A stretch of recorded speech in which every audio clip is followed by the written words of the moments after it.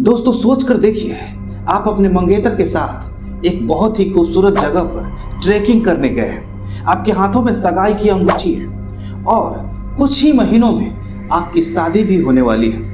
पुणे के लोहगढ़ फोर्ट की उस ऊंचाई पर खड़े होकर आप अपनी आने वाली जिंदगी के सपने बुन रहे हैं। हवा चल रही है और अचानक एक झटके में सब कुछ खत्म हो जाता है।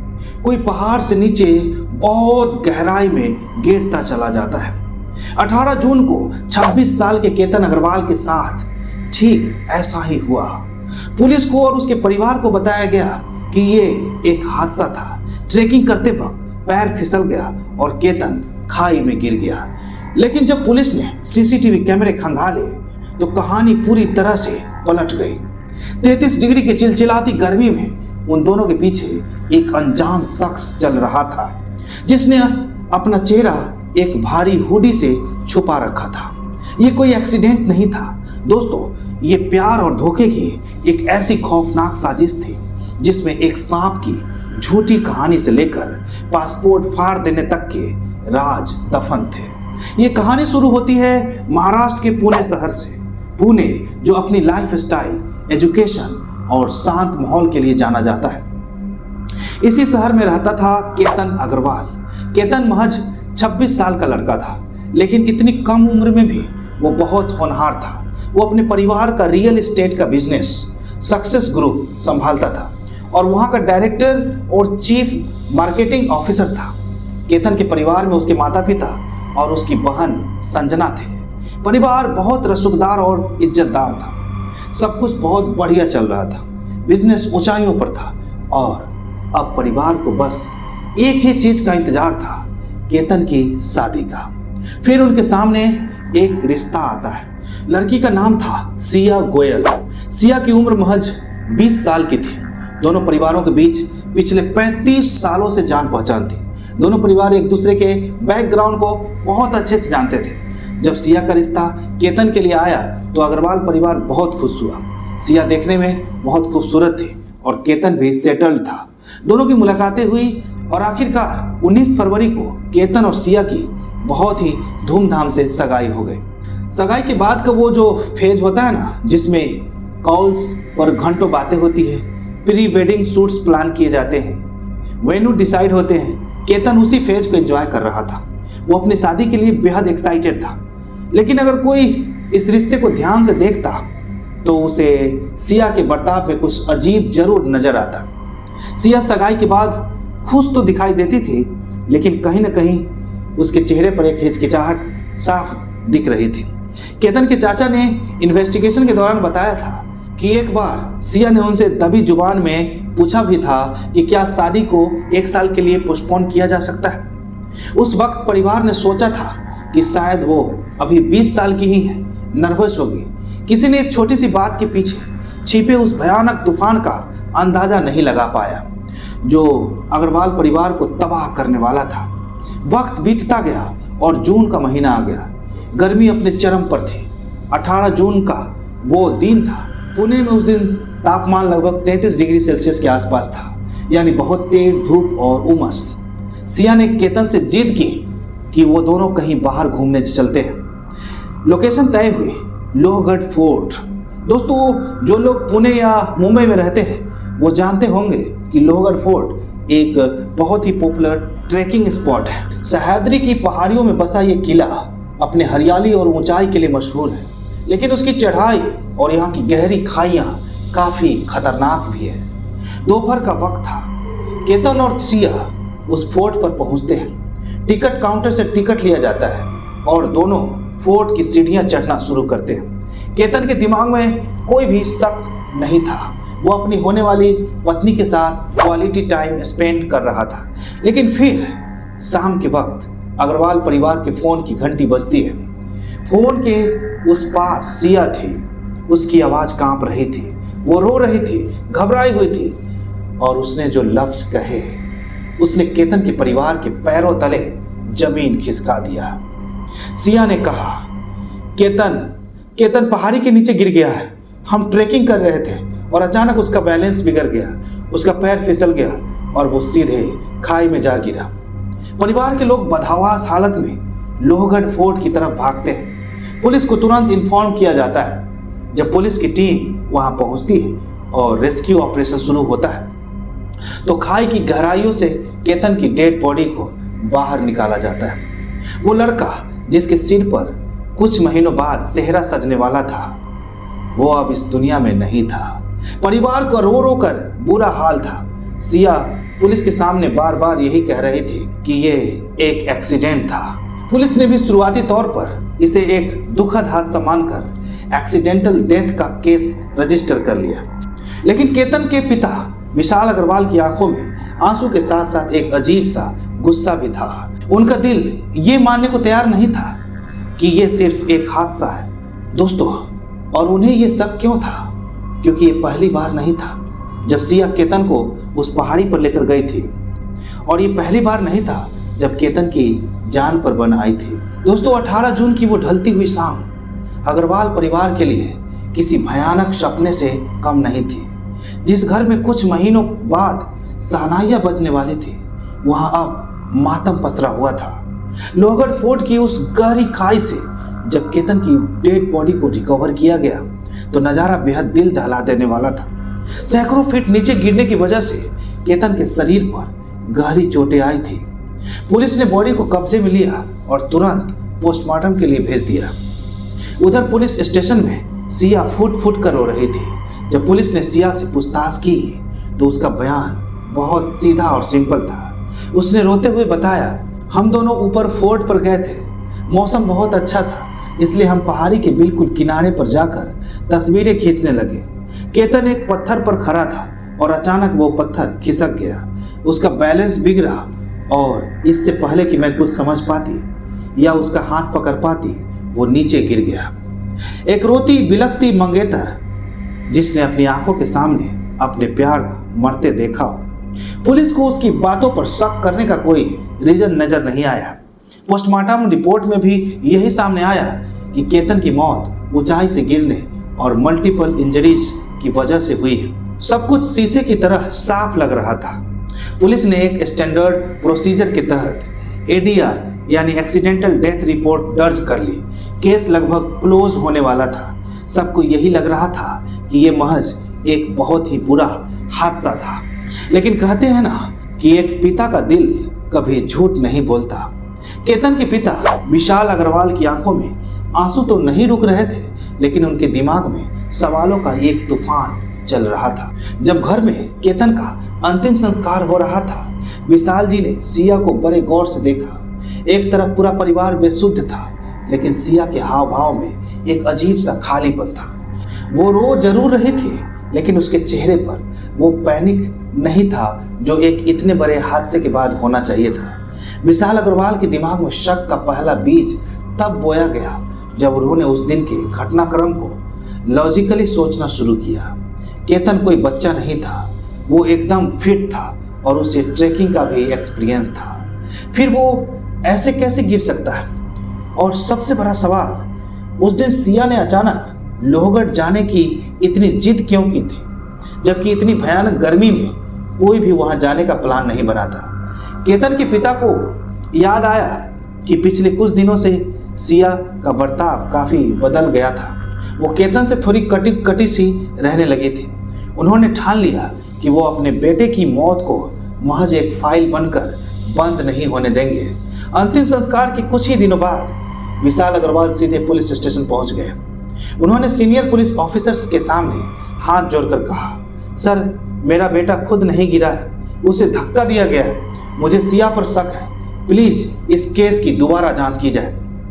शुरुआत में पुलिस को लगा कि शायद एक दुखी पिता का दर्द और गुस्सा है जो अपनी भड़ास निकाल रहा है, लेकिन जब विशाल जी ने सिया के बदलते बिहेवियर और कुछ अजीब बातों का जिक्र किया तो इन्वेस्टिगेटिंग ऑफिसर के भी कान खड़े हो गए। पुलिस को समझ आ गया कि इस केस में कुछ तो ऐसा है जो ऊपर से दिखाई नहीं दे रहा है।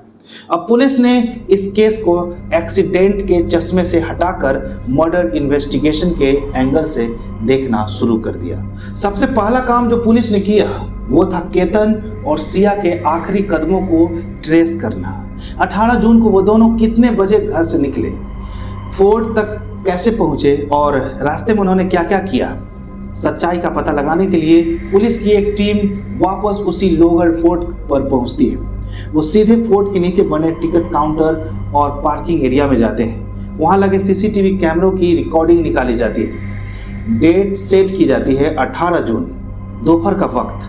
पुलिस की नज़र स्क्रीन पर टिक जाती है। फुटेज में दिखता है कि केतन और सिया वहां पहुंचते हैं। दोनों टिकट लेते हैं और फोर्ट की सीढ़ियों की तरफ बढ़ने लगते हैं। लेकिन तभी फुटेज के एक फ्रेम में कुछ ऐसा नजर आता है जिसे देखकर वहां खड़े हर पुलिस वालों के रोंगटे खड़े हो जाते हैं। सिया और केतन अकेले नहीं थे। उन दोनों से कुछ ही कदम दूरी पर उनके ठीक पीछे एक और शख्स चल रहा था। एक ऐसा शख्स जिसने 33 डिग्री सेल्सियस की उस चिलचिलाती धूप और भयानक उमस में एक मोटी सी डार्क हुडी पहनी हुई थी और अपने चेहरे को पूरी तरह से कवर किया हुआ था। वो कौन था? वो इतनी गर्मी में हुडी पहनकर अपना चेहरा क्यों छुपा रहा था? और सबसे बड़ी बात, वो सिया और केतन का पीछा क्यों कर रहा था? दोस्तों, जब पुलिस की नज़र उस सीसीटीवी फुटेज पर पड़ी तो पूरा केस पलट गया।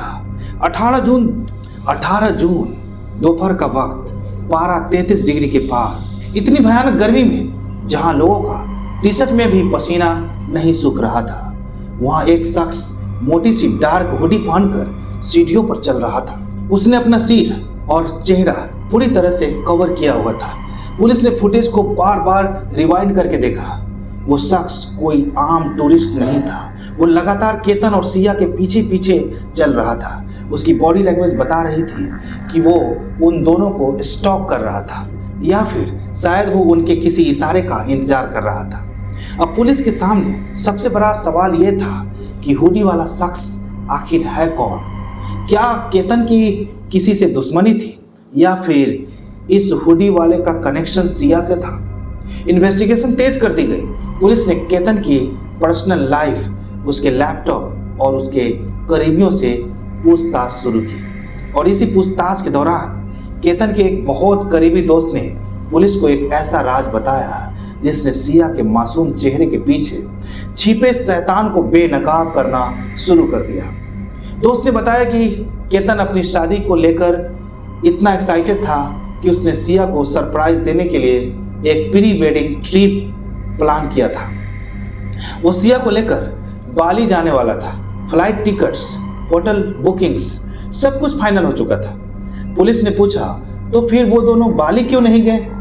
ट्रिप कैंसिल क्यों हुआ?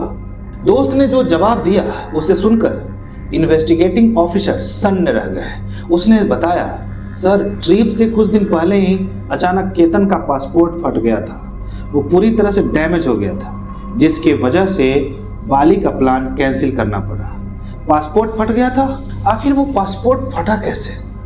अपने आप या फिर किसी साजिश के तहत? पुलिस ने जब केतन के घर जाकर उस फटे हुए पासपोर्ट को देखा तो साफ पता चल रहा था कि वो गलती से नहीं फटा है, बल्कि उसे जानबूझकर बड़ी बेरहमी से फाड़ा गया। और मजे की बात यह है कि जिस वक्त वो पासपोर्ट फटा उस दिन सिया केतन के घर पर ही मौजूद थी। अब पुलिस को कड़ियां जोड़ती हुई नजर आ रही थी। सिया नहीं चाहती थी कि वो केतन के साथ बाली जाए। क्यों? क्योंकि वहां उसका वो प्लान फेल हो जाता जो उसने अपने उस हुडी वाले साथी के साथ मिलकर पुणे में बनाया था। उसने जानबूझकर केतन का पासपोर्ट फाड़ा ताकि वो ट्रिप कैंसिल हो जाए और वो केतन को लोहगढ़ फोर्ट ले जा सके। दोस्तों, जरा एक पल के लिए रुकिए और सोचिए, एक लड़का जो बेइंतहा प्यार करता है, जो अपनी होने वाली पत्नी के लिए सरप्राइज प्लान कर रहा है, बाली के सपने देख रहे हैं। उसे क्या पता था कि जिस लड़की के साथ वो अपनी पूरी जिंदगी बिताने के ख्वाब देख रहा है, वही लड़की उसकी मौत का जाल बुन रही है। सोचिए, केतन के पिता विशाल जी के दिल पर क्या गुजरी होगी जब उन्हें पता चला होगा कि उनके बेटे का प्यार ही उसकी जान का दुश्मन बन गया था। जिस घर में शहनाई गूंजनी थी वहां अब सिर्फ चीखें गूंज रही। अगर आपको भी अग्रवाल परिवार के इस दर्द को सुनकर तकलीफ हो रही है, अगर आपको लगता है कि ऐसे धोखेबाजों को कड़ी से कड़ी सजा मिलनी चाहिए, तो अभी कमेंट सेक्शन में जाकर अपने विचार जरूर शेयर करें। हमें बताएं कि आप इस विश्वासघात के बारे में क्या सोचते हैं। और हाँ, अगर आप चाहते हैं कि ऐसी सच्ची कहानियां और पीड़ितों की आवाज़ हम दुनिया तक पहुंचती रहे तो HD क्राइम रिकॉर्ड को अभी सब्सक्राइब करें और इस वीडियो को लाइक करें। आपके सपोर्ट से ही हमें इस कहानियों को सामने लाने की हिम्मत मिलती है। अब पुलिस को ये तो समझ आ गया था कि सिया इस खेल में अकेली नहीं है, लेकिन वो हुडी वाला था कौन? पुलिस ने तुरंत सिया की कॉल डिटेल्स निकलवाई। जब 18 जून के कॉल रिकॉर्ड सामने आए तो पुलिस की आंखें फटी की फटी रह गई। केतन की मौत का वक्त करीब शाम 5 से 6 बजे के बीच का था और मौत से ठीक 34 मिनट पहले सिया के नंबर से एक बहुत लंबी कॉल की गई थी। ये कॉल किसी अनजान नंबर पर नहीं थी, बल्कि एक ऐसे नंबर पर थी जिससे सिया दिन रात घंटों बात किया करती थी। वो नंबर था चेतन चौधरी का। कौन था ये चेतन चौधरी? पुलिस ने जब चेतन की प्रोफाइल खंगाली तो पता चला कि सिया और चेतन पिछले काफी वक्त से रिलेशनशिप में थे। सिया एक डबल लाइफ जी रही थी। एक तरफ वो केतन की मंगेतर होने का नाटक कर रही थी और दूसरी तरफ वो चेतन के साथ अपनी दुनिया बसाना चाहती थी। अब पुलिस के सामने पूरी पिक्चर क्लियर हो रही थी। वो हुडी वाला शख्स कोई और नहीं बल्कि चेतन चौधरी ही था। लेकिन दोस्तों, अगर आपको लग रहा है कि लोहगढ़ फोर्ट पर धक्का देना ही उनका पहला प्लान था तो आप गलत हैं। पुलिस की इन्वेस्टिगेशन में एक और ऐसा खौफनाक राज सामने आया जिसने सबके होश उड़ा दिए। 18 जून का तो केतन की जान गई, लेकिन इससे पहले 31 मई को भी सिया ने केतन को मारने की एक बेहद खौफनाक और रोंगटे खड़े कर देने वाली साजिश रची थी। एक ऐसी साजिश जिसमें हथियार कोई बंदूक या चाकू नहीं बल्कि एक जहरीला सांप था। आखिर 31 मई की रात ऐसा क्या हुआ था? सिया ने कैसे उस सांप का इंतजाम किया और मर्डर वाले दिन कैफे की उस आखिरी मीटिंग में क्या तय हुआ था? दोस्तों, 18 जून को लोहगढ़ किले की उस गहरी खाई में केतन को धक्का देना गुस्से में उठाया गया कोई अचानक कदम नहीं था। पुलिस की इन्वेस्टिगेशन और सिया की कॉल डिटेल्स ने एक ऐसी खौफनाक टाइमलाइन सामने लाकर रख दी जिसे सुनकर किसी के भी रोंगटे खड़े हो जाए। कहानी में अब पूरी तरह से एंट्री हो चुकी थी केतन चौधरी की। सिया और केतन का प्लान बहुत क्लियर था। केतन को रास्ते से हटाना और वो भी इस तरह से हटाना कि दुनिया को ये लगे कि ये एक हादसा था। अगर केतन की मौत एक्सीडेंट में होती तो किसी को सिया पर शक नहीं होगा और वो चेतन के साथ अपनी नई जिंदगी शुरू कर सकेगी। यही वजह थी कि 18 जून से लगभग 3 हफ्ते पहले यानी 31 मई को इन दोनों ने मर्डर का पहला अटेम्प्ट किया था। पुलिस को पूछताछ में पता चला कि 31 मई की रात को सिया और चेतन ने एक बेहद खतरनाक और शातिर प्लान बनाया था। भारत में हर साल हजारों लोगों की मौत सांप के काटने से होती है। पुलिस भी ऐसे मामलों में कोई इन्वेस्टिगेशन नहीं करती। इसी बात का फायदा उठाते हुए चेतन ने कहीं से एक बेहद जहरीले सांप का इंतजाम किया था। प्लान ये था कि उस सांप को चुपके से केतन की गाड़ी में या उसके कमरे में छोड़ दिया जाए। सिया ने इसके लिए पूरी फील्डिंग सेट कर दी थी। वो केतन के करीबी थी, इसलिए उसके लिए ये करना कोई बड़ी बात नहीं थी। लेकिन दोस्तों, कहते हैं ना कि जब ऊपर वाले की मर्जी ना हो तो कोई आपका बाल भी बांका नहीं कर सकता। उस रात किस्मत केतन के साथ थी। वो जहरीला सांप किसी तरह से वहां से निकल गया या फिर केतन की नज़र उस पर पहले ही पड़ गई और उसकी जान बाल बाल बच गई। केतन ने इसे महज एक इत्तेफाक या बुरा सपना मानकर भुला दिया। उस बेचारे को क्या पता था कि जिस लड़की को वो अपनी जान से ज्यादा प्यार करता है वही उसके बिस्तर पर मौत बनकर रेंग रही है। 31 मई का प्लान फेल हो जाने के बाद सिया और चेतन बौखला गए थे। दिन बीत रहे थे और केतन के परिवार वाले शादी की तैयारियों में जुटे हुए थे। सिया जानती थी कि अगर केतन के साथ जल्दी ही कुछ नहीं किया गया तो उसे केतन के साथ 7 फेरे लेने पड़ेंगे और इसलिए उसने केतन का वो पासपोर्ट फाड़ा ताकि बाली जाने का ट्रिप कैंसिल हो जाए और वो अपने नए प्लान को पुणे में ही अंजाम दे सके। अब आता है 17 जून का वो दिन, यानी मर्डर से ठीक एक दिन पहले। पुलिस को इन्वेस्टिगेशन के दौरान एक कैफे की सीसीटीवी फुटेज मिली। ये फुटेज 17 जून की शाम की थी। फुटेज में साफ दिख रहा था कि सिया और चेतन एक टेबल पर आमने सामने बैठे हैं। दोनों के चेहरे पर एक अजीब सी सीरियसनेस थी। वो कॉफी पी रहे थे, लेकिन उनका ध्यान बातों पर ज्यादा था। दरअसल इसी कैफे की टेबल पर लोहगढ़ फोर्ट का वो खौफनाक डेथ प्लान फाइनल किया जा रहा था। लोहगढ़ फोर्ट ही क्यों? क्योंकि चेतन और सिया जानते थे कि किले के नीचे तो सीसीटीवी कैमरे लगे, लेकिन ऊपर पहाड़ी पर खाई के पास कोई कैमरा नहीं है। और अगर वहां से किसी को धक्का दिया जाए तो वो 100% एक एक्सीडेंट ही माना जाएगा। तय हुआ कि सिया केतन को जिद करके फोर्ट ले जाएगी और चेतन वो एक डार्क हुडी पहनकर अपना चेहरा छुपाकर उनसे कुछ दूरी बनाते हुए उनके पीछे पीछे चलता रहेगा। वक्त आ गया उस प्लान को हकीकत में बदलने का। दोपहर का समय था। केतन और सिया फोर्ट की सीढ़ियां चढ़ रहे थे और उनके ठीक पीछे, जैसा कि प्लान था, हुडी पहने चेतन चल रहा था। पुलिस ने जब सिया के 18 जून के कॉल रिकॉर्ड्स को बारीकी से चेक किया तो एक और रोंगटे खड़े कर देने वाला सच सामने आया। जिस वक्त केतन और सिया सीढ़ियां चढ़ रहे थे, सिया लगातार अपने फोन पर थे। अपने फोन से लगातार बात कर रहे थे। मर्डर होने से ठीक 34 मिनट पहले सिया ने चेतन को कॉल किया था और ये कोई छोटी मोटी कॉल नहीं थी। ये कॉल कई मिनटों तक चलती रही। जरा सोचिए, इस सिचुएशन को केतन आगे आगे चल रहा था, अपनी मंगेतर का हाथ पकड़कर उसे पहाड़ी की खूबसूरती दिखा रहा था और पीछे पीछे चल रही सिया ने अपने कान पर फोन लगा रखा था और वो फोन पर उसी हुडी वाली कातिल को पल पल की लोकेशन दे रही थी।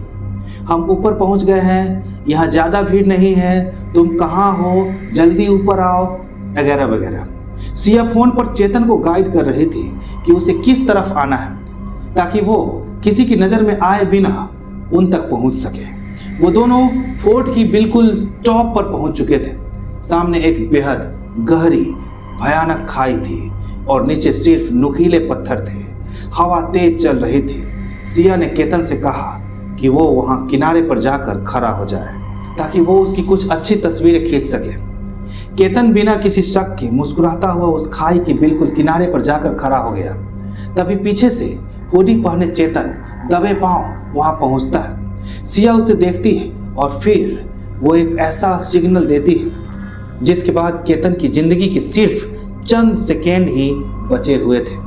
आखिर क्या था वो सिग्नल और उस पहाड़ी की चोटी पर उन आखिरी पलों में ऐसा क्या हुआ जिसने केतन को मौत की नींद सुला दिया? कैसे पुलिस ने इन दोनों को गिरफ्तार किया और कोर्ट में क्या हुआ? दोस्तों, लोहगढ़ फोर्ट की उस चोटी पर खाई के बिल्कुल किनारे केतन एक पत्थर पर खड़ा था। उसके चेहरे पर एक प्यारी सी मुस्कान थी। वो अपनी होने वाली पत्नी की तरफ देख रहा था जो अपने हाथों में मोबाइल फोन लिए उसकी तस्वीरें खींचने का नाटक कर रही थी। हवा तेज चल रही थी। नीचे सिर्फ सैकड़ों फीट गहरी खाई और नुकीले पत्थर थे। तभी सिया ने अपने मोबाइल को थोड़ा नीचे किया और केतन से कहा, केतन तुम उस तरफ मुड़कर खड़े हो जाओ, मुझे तुम्हारी एक बैक पोज वाली तस्वीर लेनी है, वो बहुत अच्छी आएगी। केतन जो सिया पर आंख बंद करके भरोसा करता था, बिना कुछ सोचे मुड़ गया। उसकी पीठ अब सिया की तरफ थी और उसका चेहरा उस गहरी खाई की तरफ। यही वो सिग्नल था। जैसे ही केतन मुड़ा, पीछे से हुडी पहने हुए चेतन चौधरी दबे पांव लेकिन तेजी से आगे बढ़ा। इससे पहले कि केतन कुछ समझ पाता, पीछे मुड़कर देख पाता, चेतन ने अपने दोनों हाथों से केतन की पीठ पर पूरी ताकत से एक जोरदार धक्का मार दिया। केतन का बैलेंस बिगड़ा, उसके पैरों के नीचे से जमीन खिसक गई। उसने बचने के लिए हाथ पैर मारे, लेकिन हवा में पकड़ने के लिए कुछ भी नहीं था। वो सैकड़ों फीट नीचे उस नुकीले पत्थरों की तरफ गिरता चला गया। एक चीख गूंजी और फिर हमेशा के लिए सन्नाटा छा गया। जिस लड़के ने सिया के साथ खूबसूरत जिंदगी के सपने देखे थे, उसे उसी सिया ने मौत की नींद सुला दिया था। धक्का देने के तुरंत बाद चेतन वहां से उसी हुडी में छुपकर खिसक गया और सिया ने अगले कुछ मिनटों तक वहीं खड़े होकर इंतजार किया। जब उसे यकीन हो गया कि उसका बॉयफ्रेंड चेतन फोर्ट से बाहर निकल चुका है, तब उसने अपनी एक्टिंग शुरू की। उसने अग्रवाल परिवार को वो कॉल किया जिसमें उसने रोते हुए कहा था कि केतन का पैर फिसल गया है। लेकिन कहते हैं ना दोस्तों कि कानून के हाथ बहुत लंबे होते हैं और झूठ ज़्यादा दिन तक छुपता नहीं है। जब पुलिस ने सिया को अरेस्ट करके इन्वेस्टिगेशन रूम में बिठाया तो वो शुरुआत में वही रटी रटाई कहानी सुनाती रही, सर मैं कुछ नहीं जानती, वो एक एक्सीडेंट था। लेकिन जैसे ही इन्वेस्टिगेटिंग ऑफिसर ने टेबल पर उस कैफे की सीसीटीवी फुटेज, 18 जून के लोहगढ़ फोर्ट के टिकट काउंटर की फुटेज और सबसे अहम मर्डर के 34 मिनट पहले की वो चेतना चौधरी की कॉल रिकॉर्डिंग लाकर रखी, सिया के चेहरे का रंग उड़ गया, उसके पसीने छूटने लगे। उसे समझ आ गया कि उसका खेल खत्म हो चुका है। कड़ी पूछताछ के बाद आखिरकार सिया टूट गई और उसने अपना गुनाह कबूल कर लिया। उसने पुलिस को बताया कि चेतन के साथ मिलकर उसने ही केतन को रास्ते से हटाने की साजिश रची थी। सिया की निशानदेही पर पुलिस ने बिना कोई वक्त बर्बाद किए चेतन चौधरी को भी धर दबोचा। केस कोर्ट में पहुंचा। ये केस पुणे की फास्ट ट्रैक कोर्ट में चला गया। पुलिस की तरफ से पेश किए गए सबूत, सीसीटीवी फुटेज, कॉल रिकॉर्ड्स और 31 मई का वो सांप वाला एंगल इतने पुख्ता थे कि बचाव पक्ष के पास कहने के लिए कुछ बचा ही नहीं था। कोर्ट ने माना कि ये कोई हादसा नहीं बल्कि एक कोल्ड ब्लडेड मर्डर था, एक ऐसी प्री प्लान्ड साजिश जिसे बहुत ही ठंडे दिमाग से धोखे से अंजाम दिया गया था। कोर्ट ने सिया और चेतन दोनों को आईपीसी की धारा 302 यानी मर्डर और 120 बी क्रिमिनल कॉन्स्पिरेसी के तहत दोषी करार दिया गया और उन्हें कड़ी से कड़ी सजा सुनाई गई। इंसाफ तो मिल गया, मुजरिम सलाखों के पीछे भी चले गए, लेकिन क्या इससे अग्रवाल परिवार का वो चिराग वापस आ सका जो हमेशा के लिए बुझ गया था? विशाल अग्रवाल एक पिता जिसने अपने बेटे को अपने कंधों पर बिठाकर बड़ा किया था, उसे अपने जवान बेटे को कंधा देना पड़ा। परिवार ने इंसाफ के लिए जो लड़ाई लड़ी वो एक मिसाल है, लेकिन उस घर का जो कोना केतन की हंसी से गूंजता था, आज वह कोना सूना पड़ा है। दोस्तों, ये कहानी हमें सोचने पर मजबूर कर देती है कि हम किस पर भरोसा करें और किस पर नहीं करें। जो इंसान आपके सबसे करीब होता है, जिसके साथ आप अपनी पूरी जिंदगी बिताने का फैसला करते हैं, अगर वही आपकी जान का दुश्मन बन जाए तो इंसान कहाँ जाए? प्यार और विश्वास जैसे पवित्र रिश्तों को सिया और चेतन जैसे लोगों ने एक खौफनाक मजाक बनाकर रख दिया है।